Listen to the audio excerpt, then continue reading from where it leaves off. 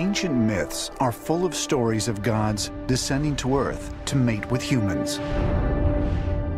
According to many sources, including Norse mythology, Greek mythology, and even the Bible, we have the stories of these sons of God or actual gods from Mount Olympus or Valhalla, and they're coming to Earth. They find the daughters of men attractive. According to ancient texts, the fallen angels not only physically mated with the women of Earth, they produced offspring.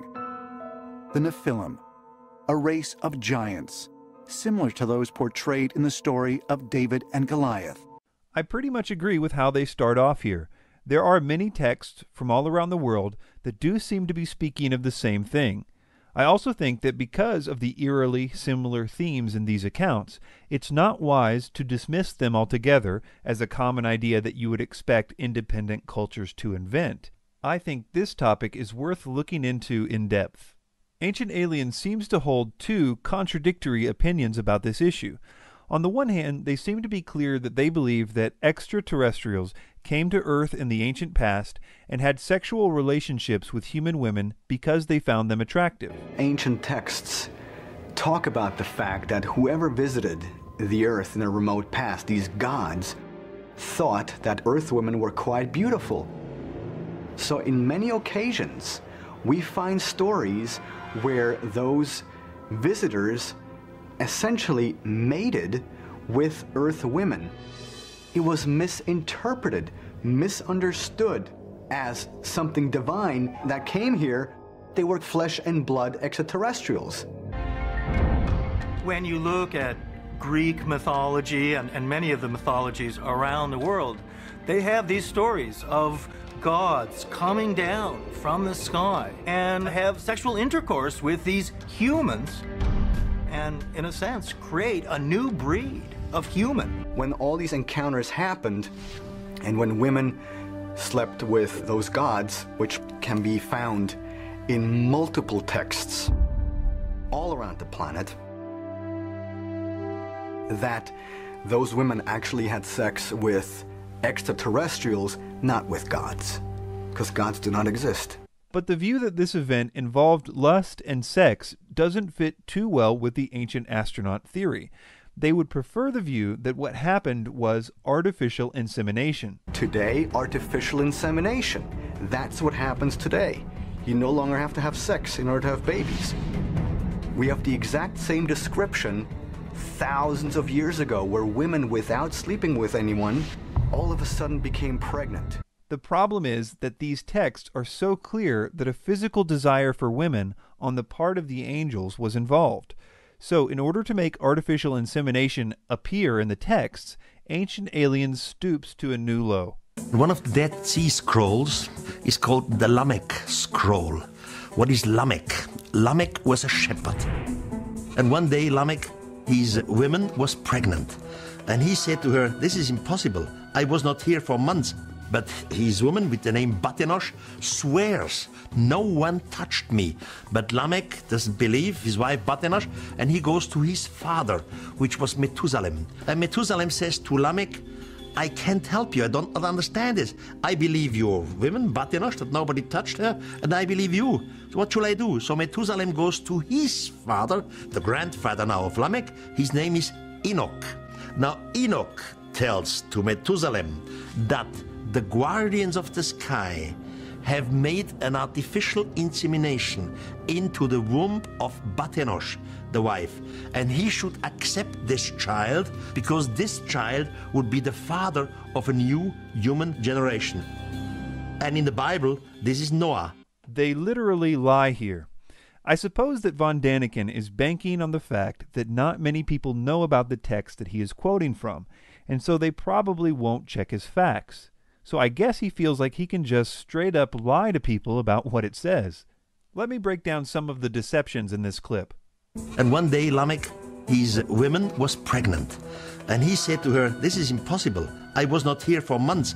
The first big lie here is the idea that the reason Lamech doubted that Noah was his son was because he wasn't there for months.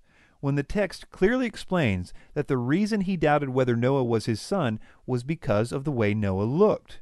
Von Daniken just inserts, I was not here for months. I guess to make it seem like it couldn't possibly be Lamech's son, which is very deceptive, especially considering that in the text, Bathanash, his wife, actually reminds Lamech of the day they conceived the child. And if you think that's deceptive on the part of Von Daniken, you haven't seen anything yet. Now Enoch tells to Methuselah that the guardians of the sky have made an artificial insemination into the womb of Bathanosh, the wife. This is unbelievable. In the text, Enoch actually says the opposite. Enoch clearly confirms that Noah is the genuine son of Lamech. So not only is Von Daniken bold-faced lying here about what Enoch says about Noah in the text, he is inserting the idea of artificial insemination out of nowhere on top of this lie. So you can see that one of the main founders of the ancient astronaut theory has absolutely no problem lying in order to make the crucial link that they need between the Nephilim and artificial insemination in ancient texts. Although I sympathize with the ancient astronaut theorists in that I think that the consistent details in the ancient texts about the Nephilim lead us to the conclusion that something weird really did happen in the ancient past, I don't think that the evidence points to it being extraterrestrials from another planet.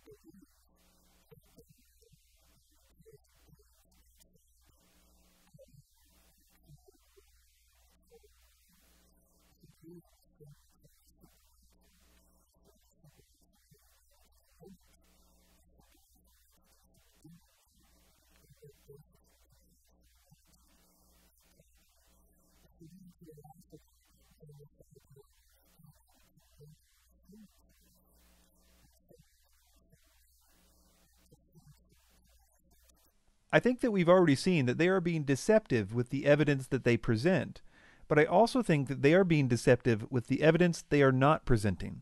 For example, in many ancient texts, from the ancient Near East to the ancient Americas, this hybrid or Nephilim event is spoken of in conjunction with a great flood. These stories, with slight variations, describe the flood coming because the hybridization was against the Creator's will.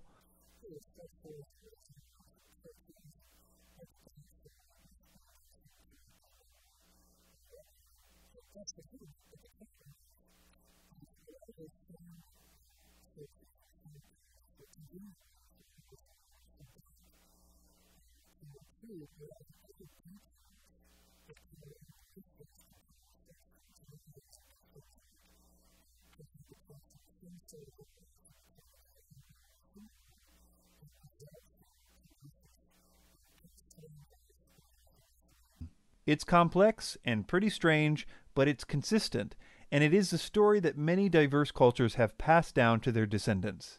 They really believed that this unnatural union produced giants, but again, because the consistent stories of the ancient cultures conflict with the ancient astronaut theory, they literally just throw out the evidence. Were they giants? Or is that the wrong word and the correct word should be extraterrestrial? But the word Nephilim really does mean giants, and the context of the various stories clearly reinforce this idea. Their height is often described, or the dimensions of their weapons are given, things like that.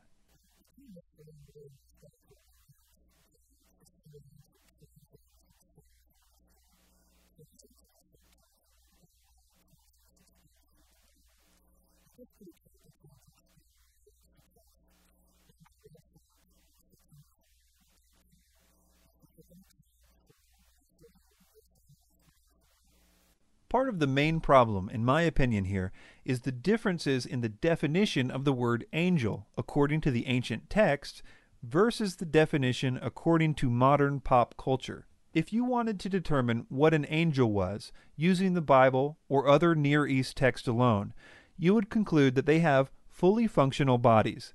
that they can have meals with people. They grab hold of people. They are often mistaken as humans. In the story of Sodom and Gomorrah, the people wanted to rape the angels. We find in the Bible that the angels that decided to rebel and have sex with human women had to leave a certain type of body and exchange it for another one before they could do this. The type of body that they were said to have left is described in this verse as a habitation. And the angels which kept not their first estate, but left their own habitation, he hath reserved in everlasting chains under darkness unto the judgment of the great day. The word habitation there is a rare Greek word called okaterion, which is used only one other time in the New Testament to describe the type of bodies followers of Christ will attain at the resurrection of the dead.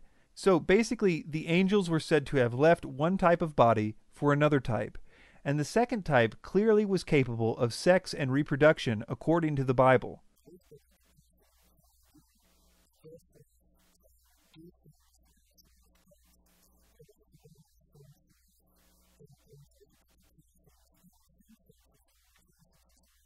In other words, the Bible in detail explains what angels are and what their capabilities with their bodies are, which makes the following line from von Daniken even more deceptive. How can angels have sex? This is impossible. In our view, angels were something spiritual, not something who has a body and has a feeling of sex, but they had sex. Von Daniken's idea of an angel is defined more by Hallmark cards than ancient texts. Obviously, ancient cultures, including the writers of the Bible, believed that angels could and did have sex with human women. The various elements of this story are too common in ancient cultures to be chalked up to coincidence, in my opinion. But the details of these consistent reports do not benefit the ancient astronaut theory. In fact, if anything, it supports the idea that the narrative of the Bible is true, or at the very least that the specific details of that narrative was believed by cultures as geographically diverse as the Americas, the Middle East, Asia, Europe, and Africa. The idea of the Nephilim is a strange idea, but the idea that the texts which describe them are referring to ancient extraterrestrials does not fit the evidence, which is probably why Ancient Aliens has to misrepresent the evidence in order to make their points.